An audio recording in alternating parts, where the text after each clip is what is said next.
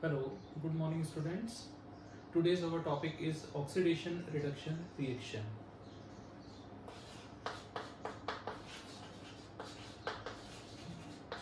Oxidation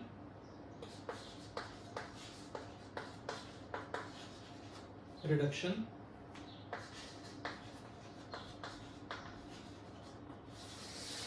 reaction. In this chapter there are two processes. First is oxidation and second is reduction.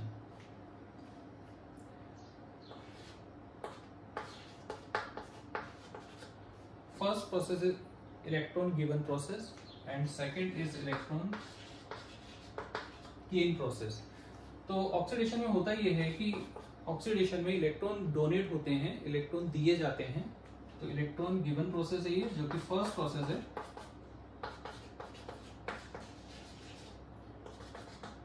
जबकि reduction में electron लिए जाते हैं, तो ये इलेक्ट्रॉन गेनिंग प्रोसेस है, जो कि सेकेंड प्रोसेस है.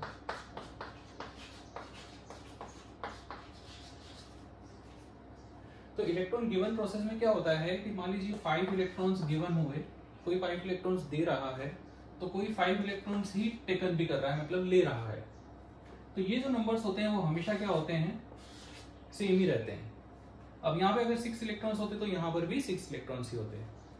तो ये जो फर्स्ट प्रोसेस है जिसमें ऑक्सीडेशन का प्रोसेस है, मतलब OX ले ले यहाँ से. एक सेकेंड प्रोसेस है जो कि रिडक्शन का प्रोसेस है, इसमें हम RED अगर ले लेते हैं तो इनको मिलाने के बाद नाम बन जाता है REDOX, रेडॉक्स. तो ये रेडॉक्स रिएक्शन इस चैप्टर का दूसरा नाम है. तो एक नाम तो ये है कि हम इसको ऑक्सीडेशन रिडक्शन रिएक्शन बोल सकते हैं, और एक दूसरा नाम है इसका ऑक्सीडेशन रेडॉक्स रिएक्शन. अब इसमें जो जो टॉपिक्स हमें पढ़ने हैं उन टॉपिक्स के हम नाम लिख लेते हैं. सबसे पहले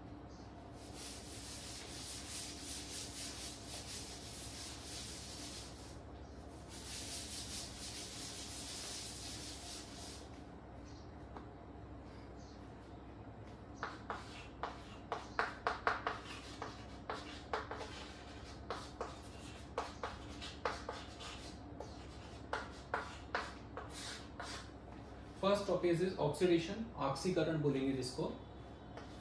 सेकंड टॉपिक है रिडक्शन, इसको बोला जाएगा अपचयन.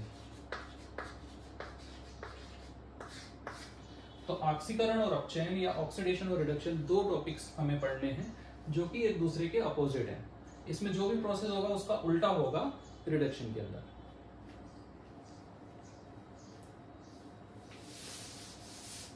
तो सबसे पहले हम स्टार्ट करते हैं ऑक्सीडेशन.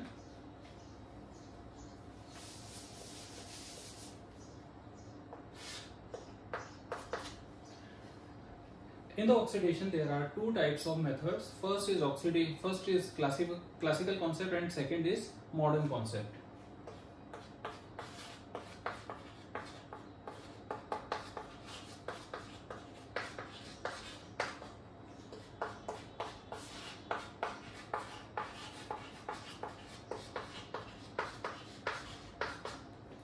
तो सबसे पहले हम क्लासिकल कॉन्सेप्ट को देखेंगे, उसके बाद हम आएंगे मॉडर्न कॉन्सेप्ट पर. क्लासिकल कॉन्सेप्ट में सबसे पहले फर्स्ट पॉइंट आता है एडिशन ऑफ ऑक्सीजन.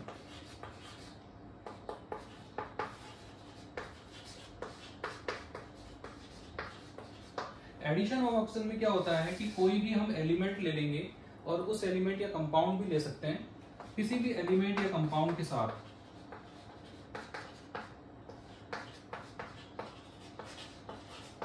ऑक्सीजन क्या हो जाती है, ऐड हो जाती है. जैसे कि कोई भी एक एलिमेंट लें, जैसे कि कार्बन, और कार्बन के साथ हम ऐड कर दें ऑक्सीजन को, तो वो बन जाएगा CO2. तो जो ये CO2 है, ये CO2 एक्चुअली क्या है, ऑक्सीडेशन का प्रोसेस है, क्योंकि एक एलिमेंट के साथ ऑक्सीजन ऐड हो रही है यहाँ पर, इसलिए इसको बोलेंगे हम ऑक्सीडेशन. इसी तरह से इसमें एक सेकंड प्रोसेस होता है जो कि हाइड्रोजन के बारे में बताता है. तो अगर हम ऑक्सीजन के बारे में बात करें तब तो बोलेंगे कि एडिशन ऑफ ऑक्सीजन, ऑक्सीजन का जुड़ना किसी भी तत्व के साथ. लेकिन जो दूसरा प्रोसेस है उसमें इसका उल्टा होता है, जो कि रिमूवल है। एडिशन की जगह आ जाता है रिमूवल, और रिमूवल किसका होगा? तो हाइड्रोजन का होगा। जैसे कि एक रिएक्शन लेते हैं,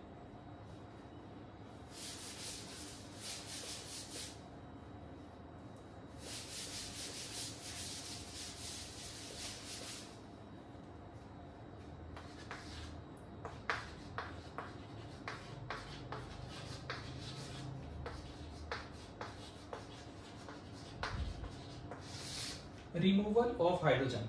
जैसे H2S एक गैस है और इसको रिएक्ट करा दिया जाए क्लोरीन के साथ, तो क्लोरीन के साथ रिएक्ट कराने पर अगर हम हाइड्रोजन को देखें तो हाइड्रोजन जुड़ा हुआ है अभी सल्फर के साथ, तो सल्फर से इसको क्या हो जाना चाहिए? रिमूव हो जाना चाहिए। तो यहाँ पे जो प्रोडक्ट बनता है वो बनता है S+2 मोल्स HCl। तो इस कंडीशन में अगर हम देखें तो यहाँ पे जो सल्फर है वो हाइड्रोजन के साथ जुड़ा हुआ था, लेकिन अभी हाइड्रोजन अलग है और सल्फर अलग है। इन दोनों की कंडीशंस देखें तो दोनों अलग हैं, जबकि इन दोनों की कंडीशंस देखें तो वहां पे कंबाइंड है। तो ये इससे क्या हो रहा है? हाइड्रोजन सल्फर से क्या हो रहा है? रिमूव हो रहा है। इसलिए ये जो प्रोसेस है वो कौन सा है? ऑक्सीडेशन का प्रोसेस है। तो ऑक्सीडेशन के ये दो प्रोसेस हैं और इन दोनों प्रोसेस से ही एक नया प्रोसेस बना है। जैसे कि यहाँ पे ऑक्सीजन की बात करें तो ऑक्सीजन क्या होता है? एक इलेक्ट्रोनेगेटिव एलिमेंट होता है। ऑक्सीजन है इलेक्ट्रोनेगेटिव एलिमेंट। और अगर मैं हाइड्रोजन की बात करूं तो ये जो हाइड्रोजन है, ये हाइड्रोजन क्या होता है? ये होता है इलेक्ट्रोपॉजिटिव।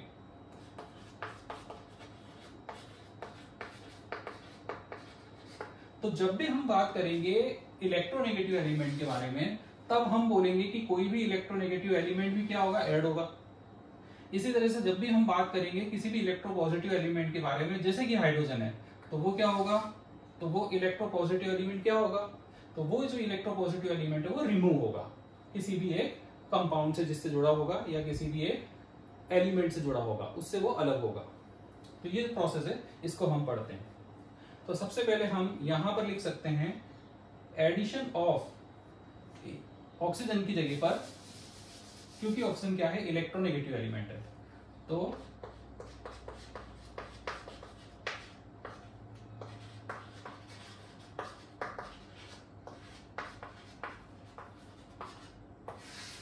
Electronegative element. अब इलेक्ट्रोनेगेटिव एलिमेंट होते कौन कौन से हैं? तो जो जनरली हम जानते हैं उनके बारे में बात करें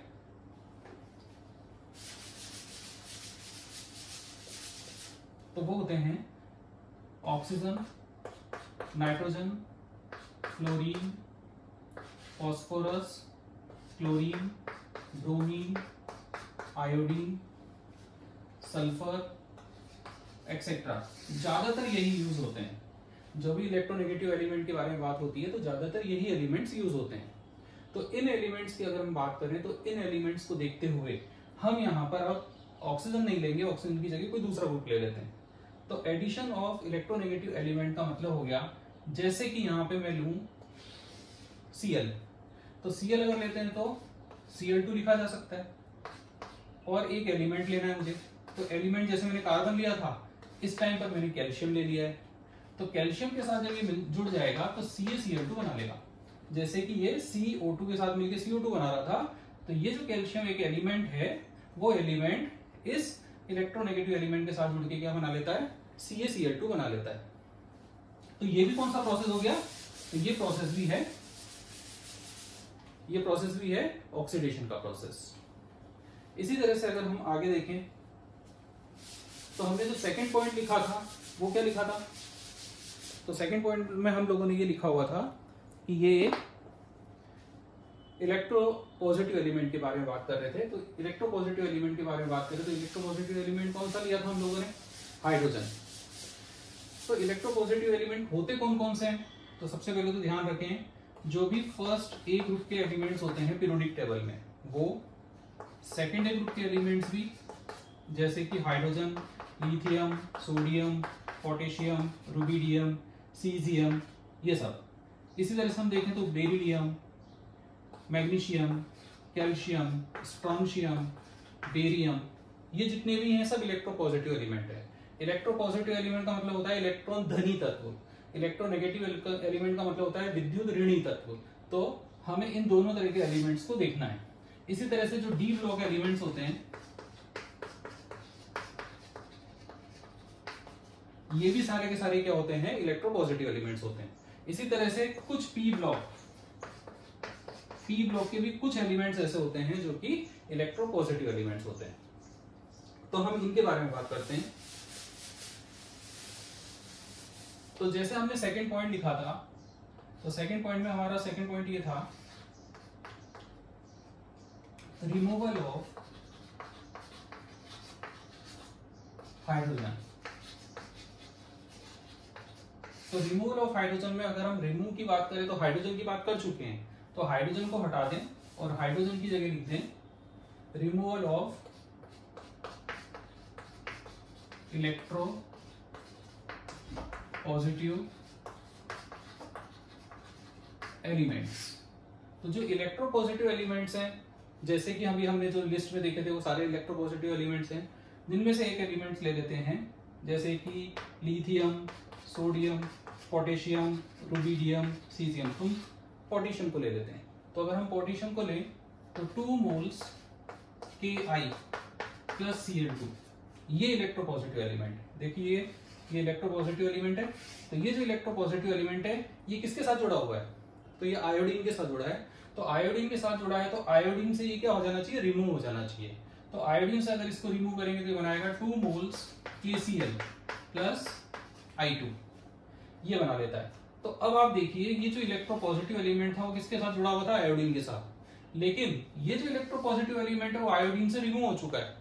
आयोडीन अब अलग है और पोटेशियम जो कि इलेक्ट्रोपॉजिटिव एलिमेंट है वो अलग है। तो ये दोनों एलिमेंट अगर एक दूसरे से दूर है, इसका मतलब क्या हो गया, इलेक्ट्रोपॉजिटिव एलिमेंट इससे आयोडीन से रिमूव हो चुका है। तो इस तरह से हम देखते हैं यहाँ पे, तो ये प्रोसेस भी कौन सा है, ऑक्सीडेशन का प्रोसेस है। तो ये जो पूरा प्रोसेस हमने पढ़ा ये क्लासिकल कॉन्सेप्ट था। तो क्लासिकल कॉन्सेप्ट में सबसे पहले नंबर 1 पे कौन सा था, तो नंबर 1 पे हम लिखेंगे एडिशन ऑफ ऑक्सीजन